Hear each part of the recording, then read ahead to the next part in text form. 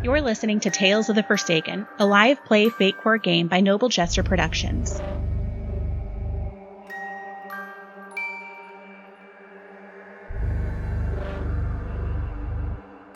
All right, are you ready to play? I'm ready. Welcome to Tales of the Forsaken, The Sea Between. Keeping it simple because that is first time you've heard our subtitle for what we're playing. So I think first we'll start out and do a bit of an introduction into the world that we're going to be playing in. So this is connected into the Spireverse, as we lovingly call it. So feel free to jump in other details, as this is very much a world that you have created and we're kind of playing in it. Obviously this is a story that is unique, and hopefully I can have some surprises for you along the way. Yeah. So, the Sea Between. So, as long as anyone can remember, the Spire has been surrounded by what is called the Sea Between. It is a vast ocean of silvery fog and a dark space containing portals to every floor and world of the Spire. It is only here that one can get a feeling of the true immensity of the Spire and the hundreds of worlds contained within. The Spire itself stands at the heart of the sea. It's an immense black tower, no top, no bottom, and the sea spreads out there for endless leagues. And as you journey out from the Spire, you discover that the Sea Between is not as empty as it would first appear. Vast empires war in the spaces between the worlds. The Royal Gilead Navy, or RGN, stands at the heart of the sea, ready to defend its allied worlds against the darker threats contained within the sea. So, we pick up here with you being a part of the Royal Gilead Navy, and more specifically, the Azimuth Vanguard. The Azimuth Vanguard, that is a group specializing in search and rescue of lost pilots and their ships in these vast spaces in the sea. So, you definitely feel at home being out there, having long stretches of time with you and your wingman out in the sea. So, pretty much any member of the Azimuth Vanguard, very capable pilots, engineers, and survivalists. So, good on the fly, good at fixing things. They can get stuff done. Okay. And really capable of the most challenging type of missions in the far reaches where there's not a whole lot of support. So, with that, something unique to the Sea Between are ship mines. And I think there's nobody better to describe them than you, because you thought of this in a different campaign that we played. So you are a pilot with a ship mine. So if you wouldn't mind introducing just the concept of, I think that's a really cool thing. And potentially, if you want to talk about your pilot now, or we can wait for that, I'll let you roll with that. Sure. So the Royal Gilead Navy has a piloting corps who they are mentally bonded to these creatures called ship mines that are organically grown creatures that are kind of like a jewel that has sentience, and it bonds to a host, and then it grows a body. And so these ship mines are, a pilot will bond with a ship mine kind of from its infancy, and then together they will grow it a body. And that body can look a lot of different ways, but in this case, they all look like essentially fighters. Mm-hmm. They have a mental connection that is, it spends some time growing, but once it's kind of firmly established, the pilot and the ship mind can speak to one another, through this mental connection. They can experience, what each other are experiencing. There's really no lag there between seeing and, kind of experiencing what the other is. And as they are, flying together, this connection really allows them to almost become one as they're flying, and, use each other's experience and abilities to really become one unique fighter pilot that, is ship and pilot together, which has caused the piloting corps of the Royal Gilead Navy to be pretty much the elite pilots throughout the entire Sea Between. All right, my pilot is Gavin Ashwind. His call sign is Professor. He's a pilot, but more specifically, he is very mechanically minded. His high concept is he's a mechanical genius. He really likes engineering, mechanics, fixing things, tinkering, and he has actually spent his time when he's not on missions. He spends his time in school, and he has actually earned several degrees, and he actually teaches classes and things like that. So the call sign Professor started out almost like hey, this guy talks too much about this specific subject, but he took it and ran with it and actually is a professor now. Okay. His trouble concept is he's afraid of causing harm, which we may get to at some point. I don't want to spend too much time talking about that right now, but Sure. Gavin has some dark things in his past that cause him to not want to get into a fight, not want to cause harm, which means his status here in this kind of search and rescue pilot operation is pretty much perfect for him, because he loves to fly, he loves to be a part of the Navy and do all these things, but he doesn't actually like to get into a fight. And then you had me do a couple other aspects. So the two aspects I have are just talented pilot and dedicated to saving others. Awesome. I got a couple of stunts, but we can probably introduce those when they come up. If and when you need them, yeah. So you don't know what's coming. So with that, I guess we could introduce your wingman, since that makes sense. Yep. So with you describing how you're not really looking to get into a fight and your skills lie in those other areas, they actually paired you up with somebody who likes to fight. Your wingman, Celine Voss, code name or call sign Cinder. So she actually was in more of the protective, militaristic type group of the Royal Gilead Navy. So very experienced. For her, what she would kind of know is that she didn't wash out of that. There weren't issues there. She was really good at her job, and she wanted more of a challenge. And really, this was kind of an elite status for her, being able to move up into the Azimuth Vanguard, and then also pairing up with you with this other set of skills. She likes basically having your back. Okay. Are we successful together? Have we been, successful? Very successful. So, Okay. if you were to ask people, within the RGN in the Azimuth Vanguard, who's the duo, you guys are the hot ticket. Okay. So, when there's challenging stuff, they send you both because you guys are going to be successful. Okay. Yep. And our ship minds, you want to introduce them as well? Absolutely. Would you like me to introduce your ship mind, or would you like to? You know more than I do. So. That's true. So your ship mind is Glass. And so Glass is a steady, calm, just very kind of thoughtful type of personality, gathering information before weighing in with an opinion. He wants all those details before he's going to actually say, hey, we should do this, or make any sort of suggestion. So with you being very scholarly and having lots of information, it's kind of a good pairing. A lot of bouncing ideas back and forth and coming up with a solution. It may not always be quick with you, you two and that style of communication, but he definitely is a good pairing in that way.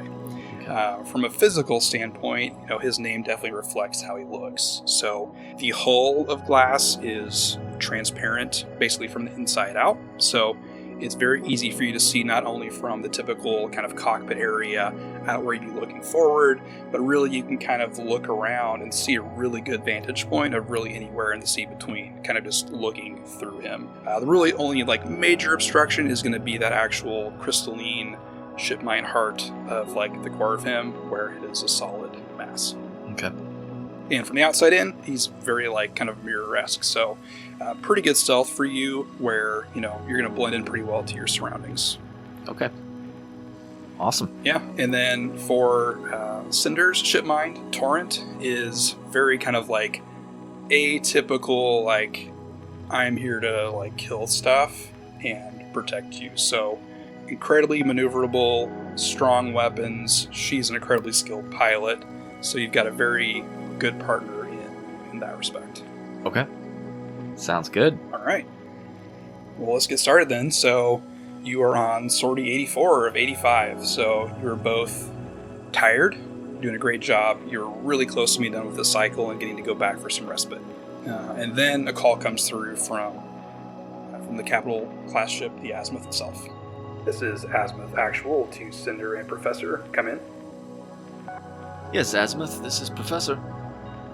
Hey, we've got a distress call that came in here about 18 hours ago. We're needing to send you both out. Are you available? Can I flip the switch over to speak just to Cinder, not respond to them real quick? Yeah, not a problem. I would say, well, available, I suppose, but 18 hours ago, that's quite a long time before they get us involved. Yeah, I mean, I don't know what their intent is and how quickly we're trying to get this done, but we can probably get it out pretty quick. Should we get some more details? Well, it's not like we're going to say no. That's true. All right, then I'd flip back over to the Azimuth channel. Yes, we're available, Azimuth. Go ahead. All right, Professor. We had a capital class transport ship, the Luminaut. 17 hours ago, we received a distress signal. They were out in the wilds doing a research and recon scientific mission, and it appears they've gone black. What exactly were they researching? That is classified. Well, classified that perhaps we need to know if we're going to figure out where they are. Oh, even for me, it's classified. It says right here. I'm just relaying the information. I can get the captain on the horn if you want. Not necessary. Please continue.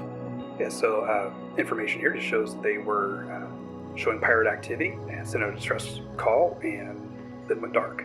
Your mission is to find them first and hopefully repair any damage to the ship and escort them back to safety. All right. Any news of specific pirate activity in that region? Just a typical. It is in a pretty big open space where there are patrols through there. We haven't received any sort of ransom messages or anything to clue us in as to who might have made the attack, but as always, be prepared. All right. Will you be passing on coordinates? Passing on coordinates now. You can hear kind of that come through over to Glass. Yep. Gavin would speak to Glass in his mind and say, any idea where that's located, if there's any specific challenges that you're aware of that they may not be telling us? Oh, Gavin, looking at our charts here, there appears to be a asteroid field. Scanning through here, no unknown anomalies I'm seeing in the region. Looks pretty cut and dry. All right, well, you know me, I'm always asking questions, probably too worried. I appreciate your thoughtfulness. We need to keep it up with Cinder and Torrent with us. There's not a whole lot of brain power in that ship. Well, I can't really find a way to disagree with that. Well, absolutely, we're of the same mind. All right, anything you'd like to do in preparation for heading out there with your ships, or any sort of time with you and Cinder to talk it over, or what do you think? Not that I can really think of. I would guess that Gavin's kind of preferred method of travel in these sort of situations would be to have probably Cinder lead the way while Gavin's kind of keeping an eye out. Gavin and Glass are paying more attention, maybe be, even trying to keep a little bit more of a low profile, just in case there is anything that they run into. Cinder would be more equipped to deal with that. Okay. Gavin's natural tendency would be to lead in most areas except for combat, and he would ask, Cinder to kind of lead those areas. Yeah, how I think the two of you operate is like kind of this, since you've been working together and work together well, it's like this unspoken type thing where you each kind of know where you sit in the pocket and kind of fall into those. So Okay. she's going to know pretty naturally, like, hey, we're going into kind of potential hot spot. She'll be out front for sure. Okay, so with the coordinates you've been given, with a part of the RGN, there are these various, essentially like portal type stations that are set up in different parts of the sea between, and with these essentially like portal generators you have on your ship mines, you're able to kind of plot a course where you go through these waypoints to hopefully get there pretty quickly. You guys set up for that. You find the first one that's pretty close by. Since you're stationed kind of waiting for your next mission, you're within, probably 30 minutes of within one of these portals. So jump in, you fly between these, you come out fairly close. We'll kind of skip ahead. You actually getting to the location of where they sent you the coordinates for this distress signal. Okay. So as you're pulling up here, there's kind of a silvery mist kind of through the area, and you do start to see this asteroid field that Glass had told you about that he was aware of. You don't really see any sort of other large, celestial type bodies or things that you would recognize as far as like in the horizon. You're kind of out in the middle of nowhere. So pretty decent sized asteroid field. I mean, you could fly through it for probably 10 minutes at like max speed. So it's pretty big. And you've got varying sizes, small ones, big ones through there. You've got some that are kind of crashing between. So this is what you have come upon. Okay. I would guess, we'd probably keep the same general formation of Cinder kind of leading the way, but Gavin would suggest to Cinder that they try to plot their course, kind of from larger asteroid to larger asteroid, with kind of the idea that some of the smaller debris around the larger asteroids would have either crashed into it or, potentially been pulled in a little bit by its gravity, so the air kind of just around them might be a little more clear. Okay, sounds good. So are you actively looking for this essentially like capital class? It's a pretty big ship that you're looking for, so are you guys searching for that? Yeah, I think we'd be keeping an eye out for any threats or anything, but specifically with an eye on looking for that ship. All right, well, let's get your first roll here. Let's get an investigate roll. All right. That is a good skill. All right, so that's a 6. Wow, that's a really good first roll. I know. That's almost never happens. I know, right? Okay, so yeah, you, with your plan of kind of going between these larger asteroids, you make your way through, and then you, within probably 5 minutes or so, you get a blip on your radar, and Glass speaks up. Gavin, I'm seeing some unknown signatures on the radar. How many? Tough to tell. They appear small. My assumption would be between 3 and 6. Cinder, Glass is picking up some 3 to 6 different small objects. Think we should check it out? Copy that. I can make a sweeping pattern, and let's use these as visual obstruction and figure out. I'll try to do a scan of their comms once I get close.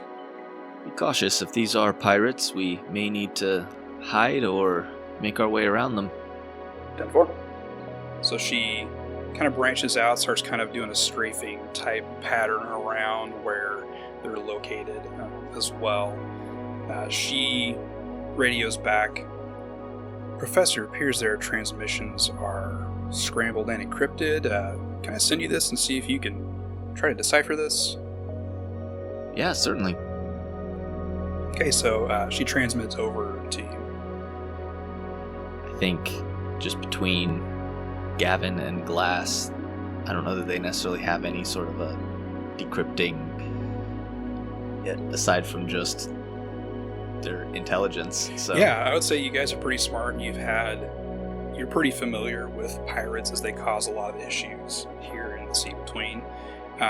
So maybe like a lore check to see kind of how quickly you two can figure this out. Okay. That is a fair skill. Okay. Not great. That's a 2. I'm actually going to roll for Glass to help you out here. So he rolled that would be a 2 as well. So not bad. So I would say you're able to kind of see some patterns in it. It's not a super long message, which helps. Kind of see there's just kind of some chatter between them, expletives, that sort of thing. And then what you do pick up on is it's supposed to be here. Okay. I think Gavin would communicate that to Cinder. Cinder, analyzing these transmissions, it definitely seems like pirate activity. Hard to fully decrypt in the time we have, but it sounds like they are looking for something and perhaps are not finding it. Well, looks like we're joining that party, because what we're looking for, I'm having trouble seeing it too. Do you think they're trying to find the Illuminati? It's possible, but I think perhaps we should keep a low profile and try to skirt around them, see if we can scan a little bit more of this asteroid field. Yeah, I agree. Let's stick close for this one. Copy that. And Gavin would essentially follow her pretty closely. Okay. Yeah, so are you trying to be kind of flying in a way to as soon prevent them seeing you? Yeah, I think so. I think we'd try. I mean, at least from Gavin's perspective, he doesn't want to get into combat anyway, so he would be trying to, keep this, essentially find a way to chart around them and keep, these asteroids between them, and using, Glass's kind of natural reflective capabilities anyway. Okay, perfect. So what I'm going to do here is I'm going to have you roll essentially like a piloting check, and then I'm going to have Glass essentially roll for stealth. Okay. All right. Piloting is a good skill. That wasn't great. That's a 2. I think I'm going to go ahead and use a fate point, though, and invoke my talented pilot aspect and bump that up, because Gavin would think that this is important right now, not to be seen too quickly, to keep a low profile here. Perfect. Yeah, you can totally do that. And I forgot to mention too, so with this scene here, there is an aspect of asteroid field, so you can invoke that if it makes sense any time as well. Okay. So yeah, definitely not a problem. So I'm gonna have Cinder and Torrent roll as well to see how they fare, because they're not quite as stealthy. Okay, it's not quite as good as you guys. So as you're flying through, you do get close enough where you can actually make visual contact. So definitely what you'd expect from piracy. You've seen ships kind of slapped together, not super incredible technology they're using. Most of it's come through theft and them kind of building these ragtag type ships. Nothing as sophisticated as a ship mine, although they would definitely love to get their hands on some ship mines. Yeah. Are there any sort of markings on the ships that might indicate, some sort of a pirate group that we might be familiar with? No, not this distance. Really nothing to see that would clue you in. There's really like hundreds of factions of pirates you've kind of come across, all with varying types of, reasons why they're doing what they're doing, but it all kind of comes down to stuff out here. They're trying to make their own way, and they're just picking bad ways of doing it. Yeah. So as you are coming through, Cinder is kind of making some sweeping passes, also trying to look out for the Illuminati, which is this research vessel that you're trying to find. As she's coming through, there is another blip on the radar that's coming in quick, and because of you trying to obfuscate your view from this main group where this other vessel is coming from, it comes up on you guys pretty quick. Okay. So it is not going to waste any time talking to you. It is going to take a shot at you. Okay. At Glass specifically? Yes. Okay. Yeah, since you're Cinder's up ahead of you, you're kind of flying in behind. Off to this direction, like kind of beyond her on the opposite side of you, would be these targets you saw on radar. This other one's coming in from 10 o'clock, essentially towards you, and it sees you first. Okay. All right, so it's going to be shooting at you with its laser cannons. Would I use pilot to defend this? Yeah, I think that makes sense. Okay. It's a 4 for me. Okay, yeah, there's a 1 for them. So you're cruising through, and these lasers like scoot across and like shoot away. You have a defensive action, and you're obviously on alert now. You've had this happen. What are you going to do?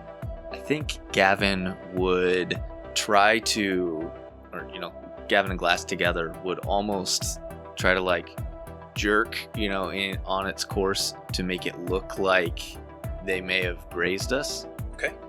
And then almost like a sitting duck, like kind of slowly peel off, trying to get away from the main group of the pirates, but trying to keep it following me in order to line up Cinder for, a quick turn and a shot on it. Okay, so you're creating advantage then? Yeah, I think so. I would try to create an advantage for Cinder to, keep this pirate locked in on me and create an easy shot. Okay, awesome. So she obviously is very aware that this shot happened. Just instinct kicks in. She flips around and she's going to try to take a shot at this guy. So that is a 4 for her. And they're going to defend with piloting. Yeah, so she whips around. You kind of like your movement, it's like a choreographed dance with the two of you. You slide into position. It takes the bait, comes in. She swoops in, just blows this thing out of the sky. So that worked well for you guys. But with that, these other pirates are definitely now aware of your presence here. Okay. Yeah. Hoping to avoid that. Yep. Sorry. All right. So Gavin, on seeing that these other pirates are now aware of what's going on, would message Cinder and say, "Good shot, Cinder. Looks like these other pirates have caught wind of us. Perhaps we should fall back and try to lose them in the asteroid field." That's a negative. I don't think they're going anywhere. I'm going in to engage. And she starts to fly in towards them. Gavin would just kind of give this heavy sigh, and he kind of wipes some sweat off of his forehead, and hands start to shake a little bit. And he just shakes his head and says, "All right, Glass, I guess we're going in," and you follow her in. All right, so I think how we're going to kind of set up and see who's going to kind of get to go first. Let's do some piloting checks. Okay. And see how that goes. All right. Not great. That's a 1. Okay, 1 for you. So Cinder got a 5. Just seeing how many of these pirates go before you. It's looking like it might be all of them, Jesse. Oh, wait. Oh, hang on. That's not a good roll for one of them. Okay, so that is... Okay, 1 is going to go behind you. So it's pretty clear now with you engaging, there are 4 of these pirates that are grouped together. So Cinder, with, obviously her jumping the gun, wanted to get in and get some more action. I think it's been a while since she's shot anything down, which she just did. So she is excited about that. So she is moving to engage, and she is going to shoot at... Actually, she's going to do something a little special. So she has a stunt that she's going to use. That's like kind of like a magnetic pulse type weapon. So she's going to fly in and try to disrupt these guys a little bit. Okay. She rolled real good. These guys are going to try to defend with piloting. Okay, so as she's coming in, a couple peel off and start kind of like working together in tandem off to the side. You see kind of this like electric pulsing around Torrent, and this kind of like disruption in the air that you can see moves out, and the 2 that she's aiming at, it's almost as if they're just like pushed across like pebbles like on a table. They're just kind of like flung out, and they kind of like spin out, and they're just kind of in weird positions now. Okay. So she took 2 of those with that. So there are 2 other, these pirates are going to come up, and they're going to try to engage with her and attack. The first one here got a 2, and then she got a 4, so it fails. Second one is also going to try to attack. That is an awful roll for him. She's pretty much going to auto-succeed on that. Yep. So she succeeds as well. Okay. With style. So she... she's got incredible piloting skills. These guys are trying to come in and get a beat on her. After disrupting these guys, she kind of moves through and starting to position herself to line up for a shot on this next turn. So you're up. All right. So she has kind of knocked out of commission 2 of these, or they're just kind of knocked out of kind of range of the fight for the moment? They're not completely out of like the range of the fight, but it's enough where it's thrown off their bearings. It'll take them a few seconds to kind of like reorient, figure out what they're doing as well, and I'm sure it messes with their ship controls a little bit since they are not piloted or included with a ship mind. So just buying you some time, basically. Okay, and then there are 2 that are following her. Yeah, so she's actually coming in head on with these guys, and they're coming at her.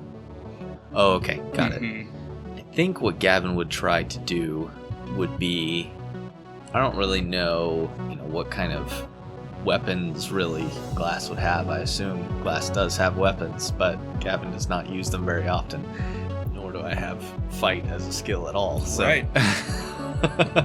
Hence the complication. Yeah.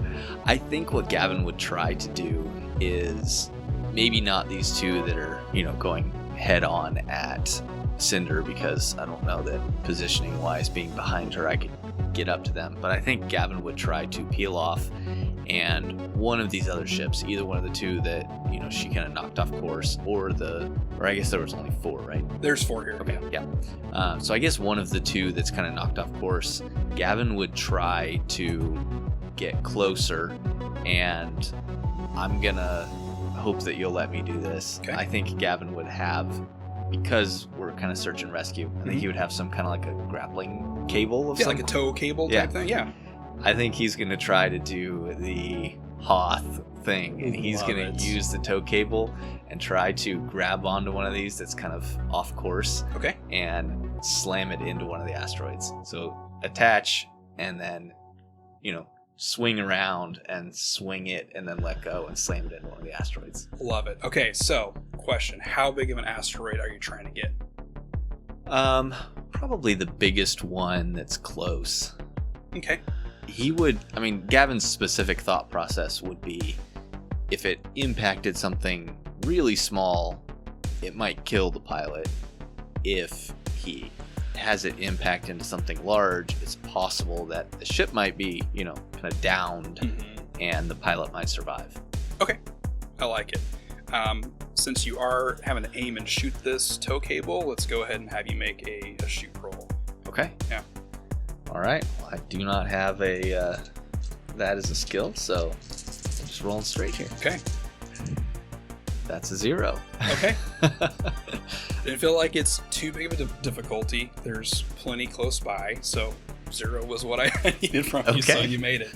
So you have now hit this, and then now I think the second part of this is you trying to aim this in your piloting to actually get this to where your target is. So you said you're aiming for, you trying to do kind of like a bowling thing and hit a couple pins, or are you just going like for one?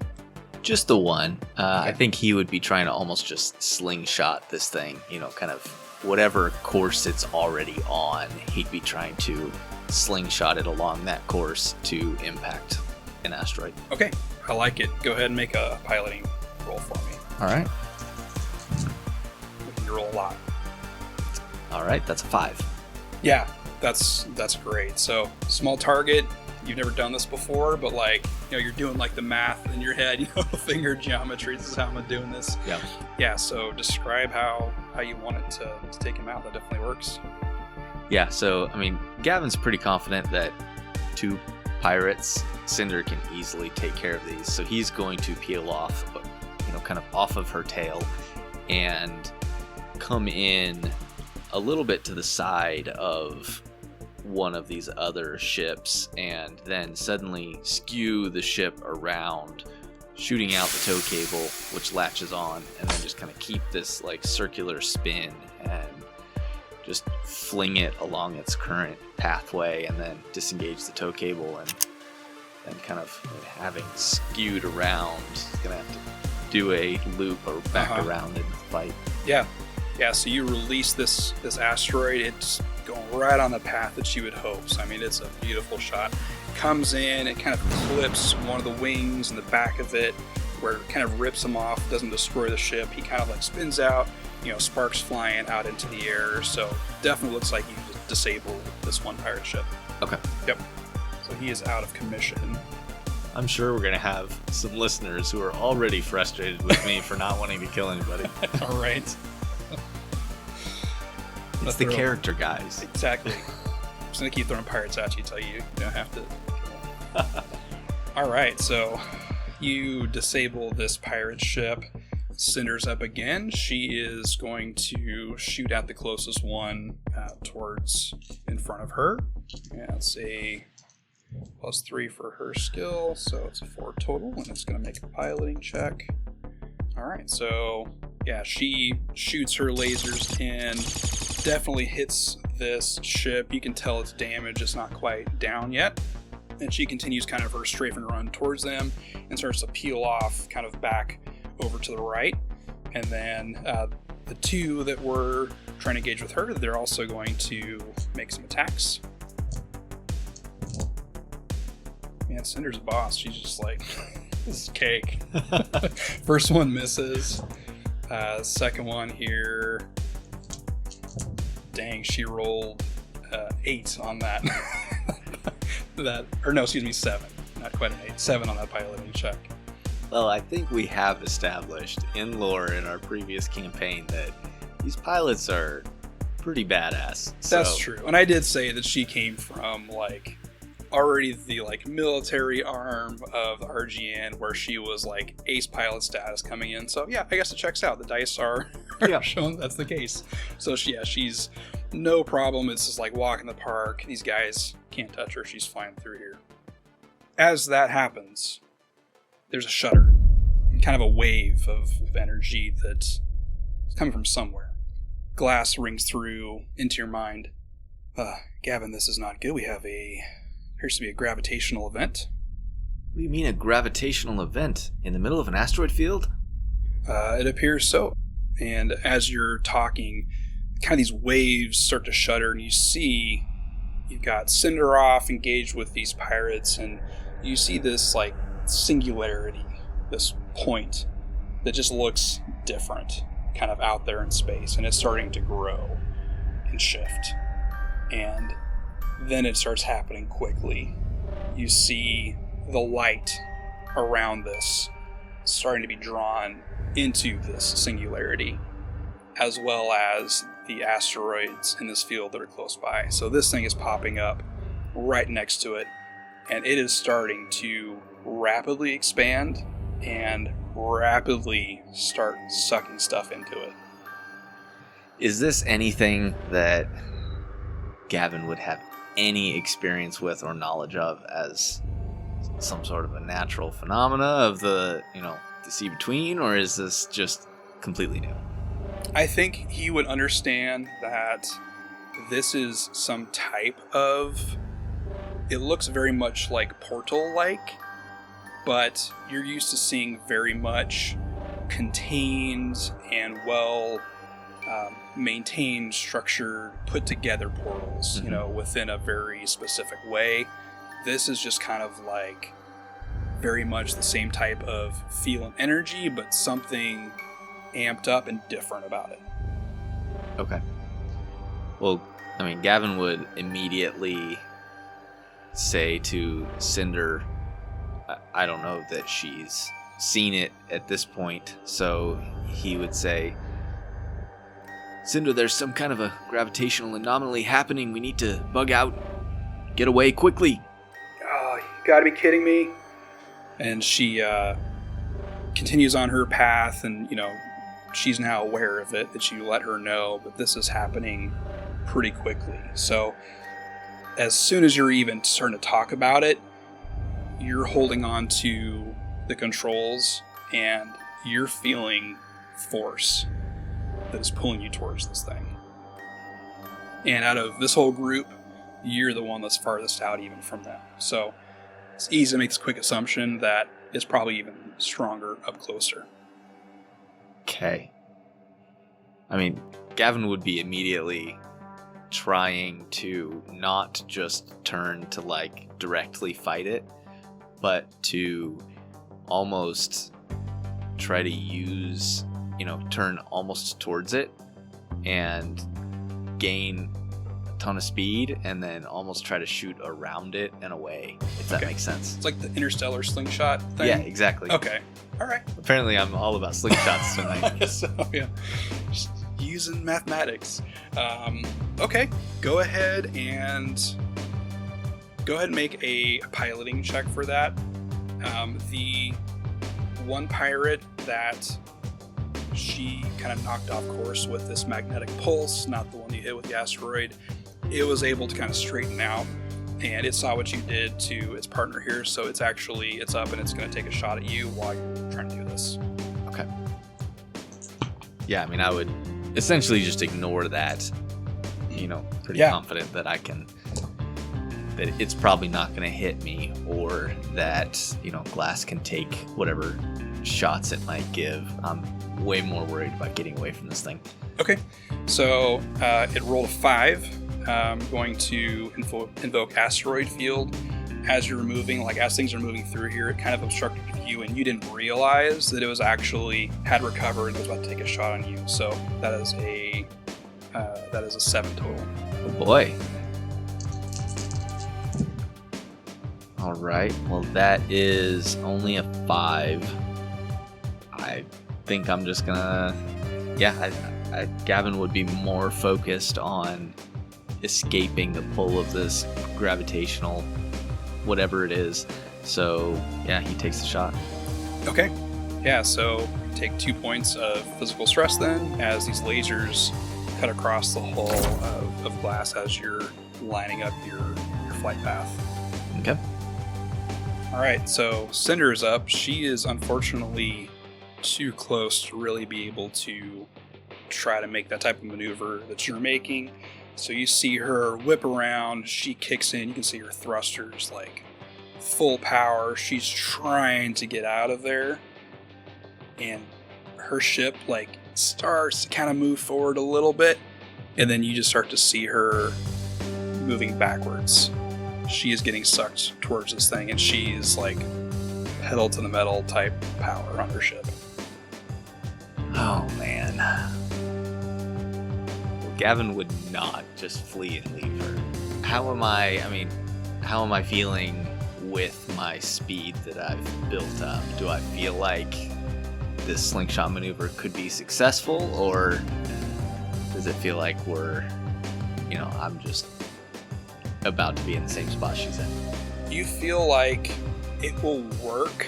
You don't know the extent of how much that will work, if that makes sense.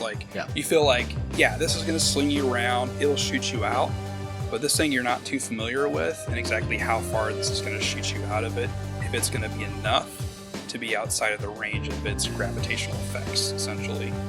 Okay. I'm going to do something crazy. All right. That's what we're here for. So the current plan was to, kind of use the speed of it and slingshot away.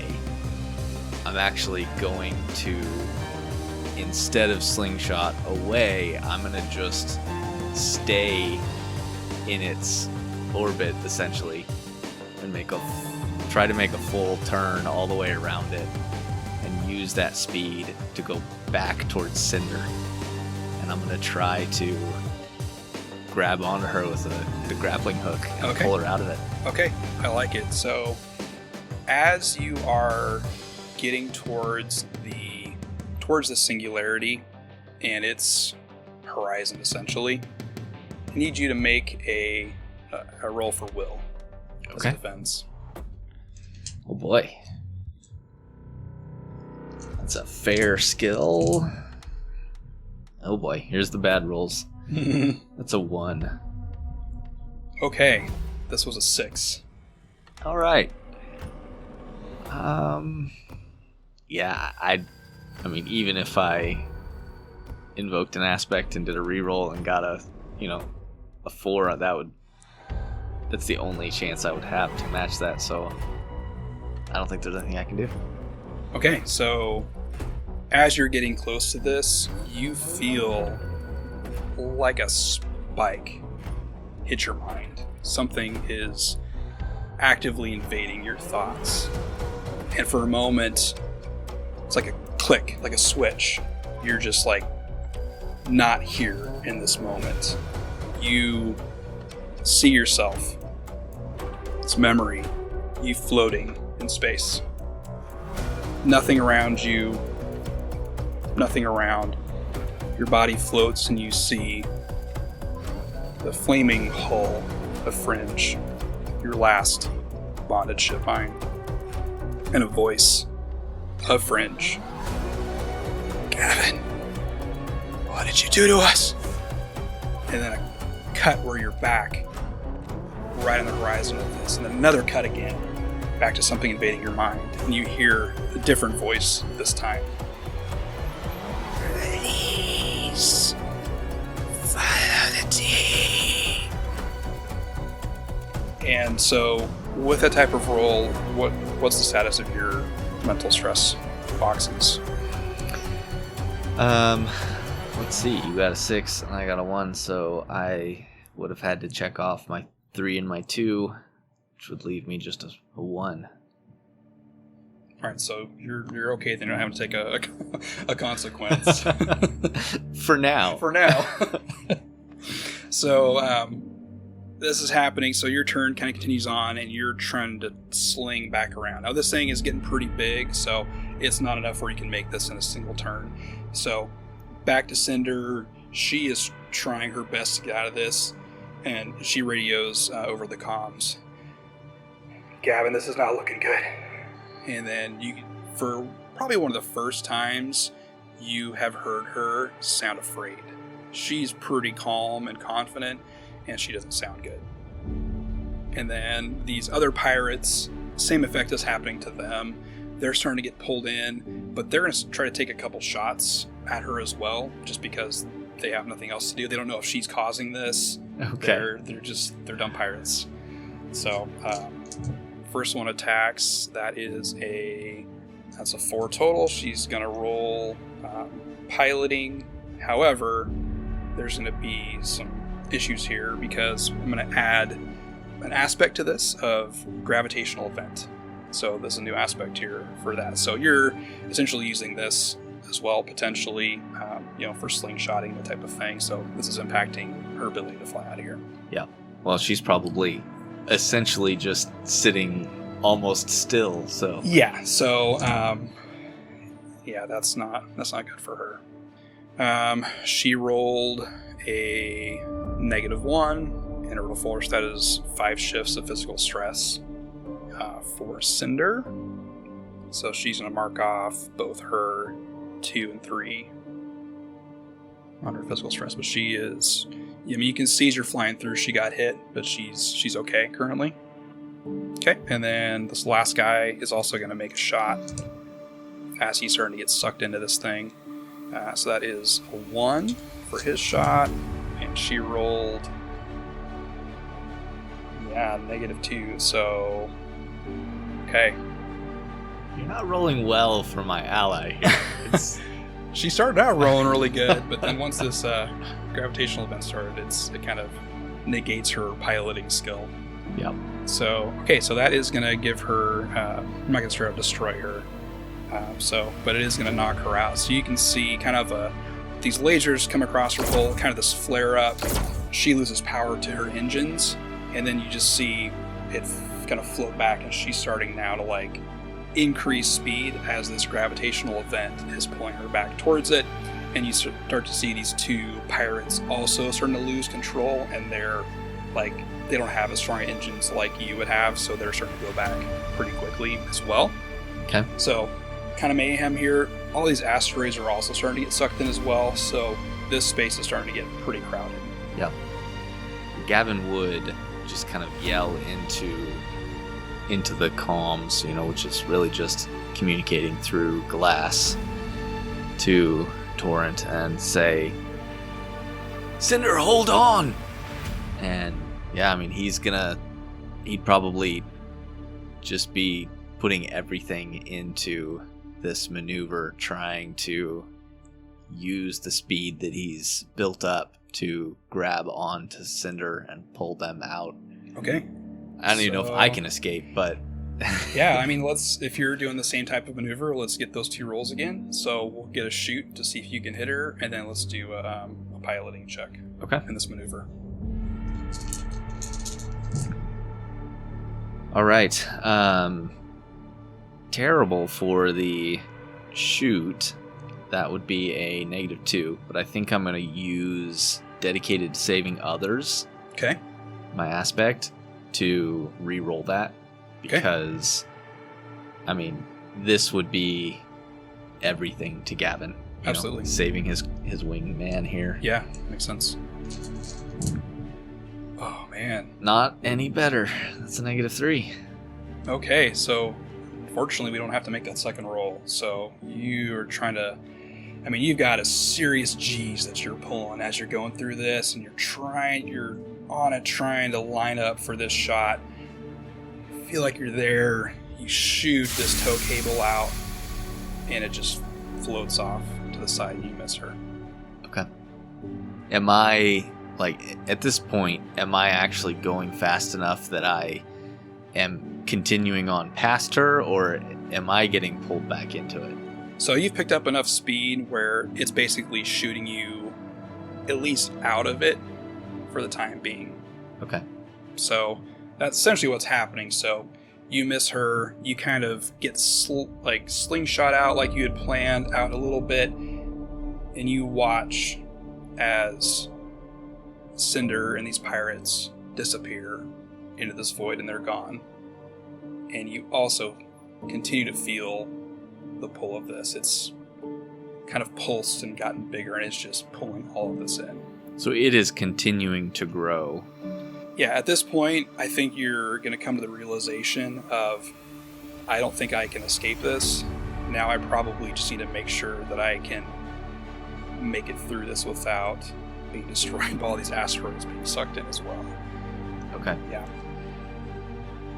Are there any asteroids nearby that, so go with me, have some sort of a, topography of them where they're large enough that I could actually dock or park on one of them, but hopefully in some sort of almost like an interior space that if another asteroid slams into it, I wouldn't be destroyed? Yeah, so let's first make an investigation check and see if you can find one like this in this chaos. Okay. That's a 2. Yeah, that's enough. So as you're kind of stalling out, you can see closer to this gravitational event, between it and you, is one of these that kind of looks like that. So you feel like that if you turn towards this event, that you could potentially pilot your way into that because you're not fighting against this gravitational pull. So with that, let's just make a piloting check to see if you can successfully land this. Okay.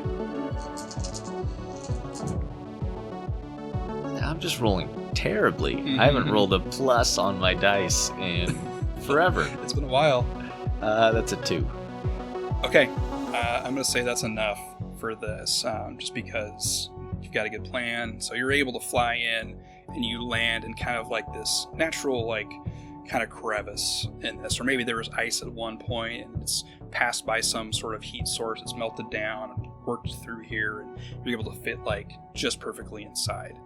So you're in here and you're just kind of holding on to your butts.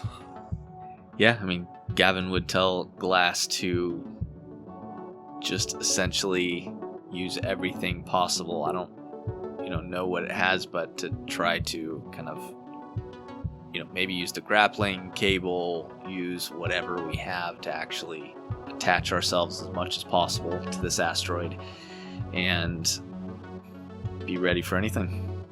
Okay, yeah, you're able to do that. So you're seeing just kind of the rest of the sea around you. You definitely see these asteroids crashing into each other and bits flying, and thankfully you found a good, safe place you feel like to just hold on and see what happens. So you feel this speed picking up, it's pulling you back into your seat as you're moving backwards towards this. You go from dark, and then a few seconds pass by, and you just feel this intense, shuddering as you're getting close to the horizon of this. And then it's bright. You see blue skies around you. You're still following, you're still in this asteroid. It kind of spins as you're coming through, and you look down and you can see water beneath you, and you're plummeting fast towards it. You can see the asteroids around. You spin quickly as this asteroid's turning, and you see the Luminaut that you're looking for, and it appears to have crashed and is sitting down in the water here. These asteroids fly through, they start peppering the hull of the Luminaut, and you're just holding on for dear life. You hit the water, and that's where we'll end. Okay. Phew.